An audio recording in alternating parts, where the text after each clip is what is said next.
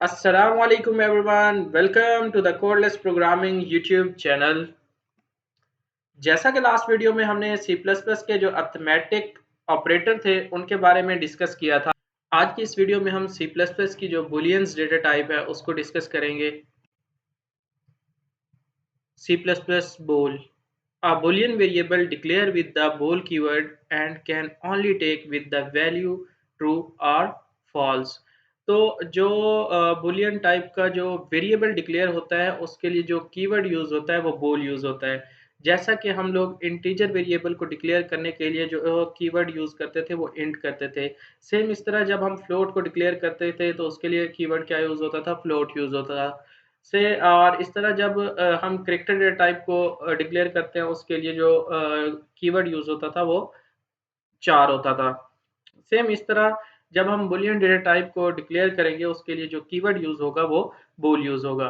और सेम इस तरह जिस तरह से कैरेक्टर वेरिएबल के अंदर जस्ट सिंगल एक कैरेक्टर स्टोर होता था, सेम इस तरह से बूलियन डेटा टाइप के अंदर जो वैल्यू जो रिजल्ट स्टोर होता है या वो जो रिजल्ट रिटर्न करता है वो ट्रू और फॉल्स होता है। यानी कि वो या तो फिर वो वैल्यू ट्रू होगी या फिर फॉल्स होगी, इन दोनों में से होगी। कोई थर्ड वैल्यू ये ना रिटर्न करता है और ना ये स्टोर करता है। तो बूल डेटा टाइप को डिक्लेयर करने का तरीकाकार ये है कि सबसे पहले उसका वो बूल कीवर्ड यूज होता है, उसके बाद ये वेरिएबल का नेम, तो उसके साथ जो हमने वैल्यू स्टोर करवाई हुई है ट्रू और फॉल्स, क्योंकि ये कोई थर्ड वैल्यू स्टोर ही नहीं करेगा, या फिर आपको रिजल्ट ट्रू देगा या फॉल्स देगा। सेम इस तरह जब आपकी वैल्यू ट्रू होगी तो आपको स्क्रीन पे 1 शो होगा, और जब ये फॉल्स होगी तो आपको जो वैल्यू रिटर्न होगी वो 0 होगी। अब ये डायरेक्टली 1 और 0 क्यों रिटर्न करता है? क्योंकि मशीन लैंग्वेज जो है वो अंडरस्टैंड ही 0-1 को करती है। तो इसलिए जब भी बूलियन डेटा टाइप को आपको रिजल्ट रिटर्न मिलेगा वो 0 या 1 की फॉर्म में होगा, 1 for true and 0 for false. तो चलिए कोड ब्लॉक के अंदर देखते हैं इसको कि किस तरह से हम एक बूलियन टाइप का वेरिएबल डिक्लेयर करते हैं और उसके अंदर वैल्यू को इनिशियलाइज़ करवा के स्टोर करवाते हैं। अब जैसा कि हमने स्लाइड्स में डिस्कस किया कि जो बूलियन टाइप के वेरिएबल को डिक्लेयर करने के लिए जो कीवर्ड यूज़ होता है वो बूल होता है, और उसके साथ वेरिएबल जिसके अंदर आपने रिज़ल्ट स्टोर करवाना है ट्रू और फॉल्स। तो यहाँ पे मैं एक वेरिएबल डिक्लेयर करवा के उसमें जो है वैल्यू को इनिशियलाइज़ करवाता हूँ। तो जैसा कि you have programming skills equal to, मैं इसको वैल्यू असाइन करवा रहा हूँ ट्रू। एक और मैं वैल्यू वेरिएबल डिक्लेयर कर रहा हूँ बूलियन टाइप का, यू हैव अ जॉब, और उसके अंदर मैं फॉल्स पास कर रहा हूँ। सी आउट। अब आप इन दोनों को डिस्प्ले करवाएं, क्योंकि वेरिएबल नेम काफ़ी लेंथी है, अगर हम इसको टाइप करते हैं तो हो सकता है कोई मिस्टेक हो जाए। तो मैं इसलिए इसको जो है यहाँ पे कॉपी पेस्ट कर रहा हूँ।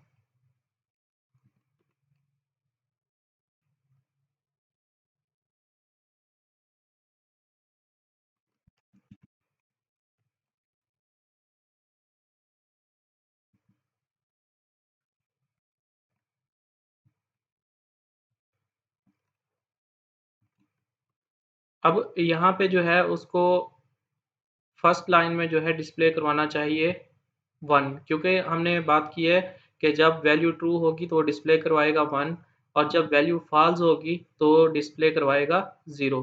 हम यहाँ पे अपने रिमाइंडर के लिए रिटर्न भी कर लेते हैं,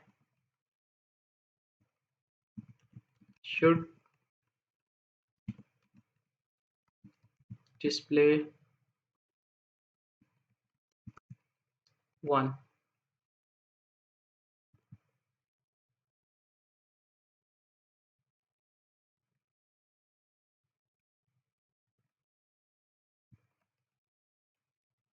यहाँ पे 0।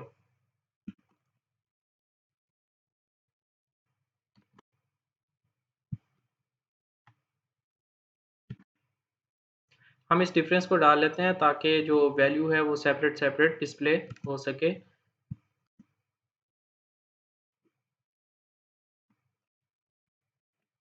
Control save.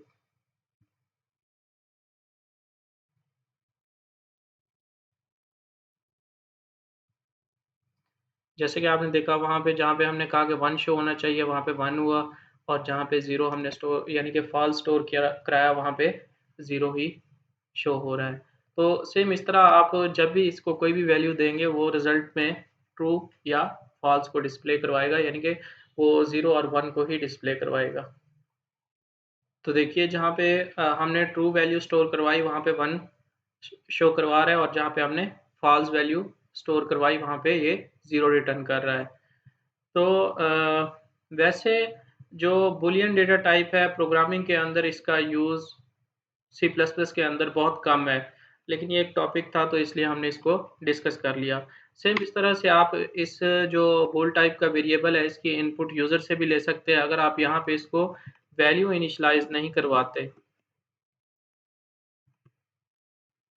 और आप यूज़र से इनपुट लेना चाहते हैं, तो फिर आपको एक आउटपुट के अंदर आप मैसेज दें काउट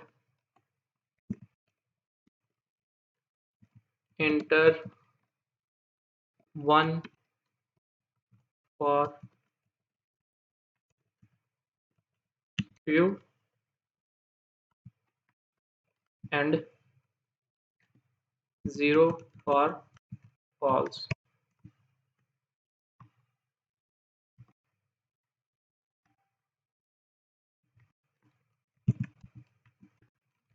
काउट हम पहला मैसेज दे रहे हैं यूज़र को, यू लिव्ड इन लंदन,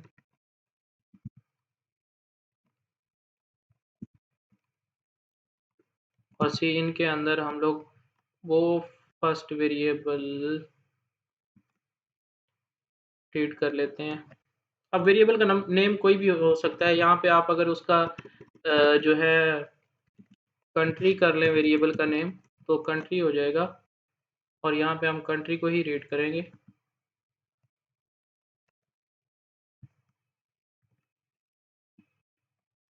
और सेकंड वेरिएबल जो है हम ले लेते हैं स्किल्स का, caught you have a programming skills, C इन के अंदर हम स्किल्स को ले लेते हैं।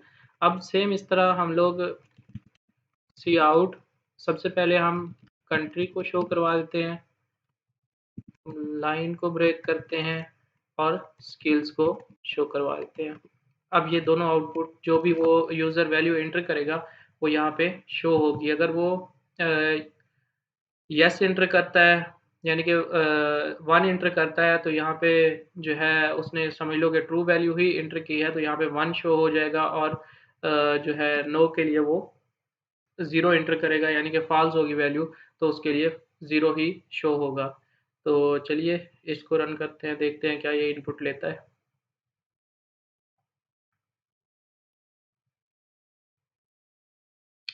Enter 1 for true and 0 for false. पहला क्वेश्चन उसके सामने, यू लिव्ड इन लंदन, अगर वो इसको 1 पास करता है तो इसका मतलब येस, एक्सेप्ट हो गया।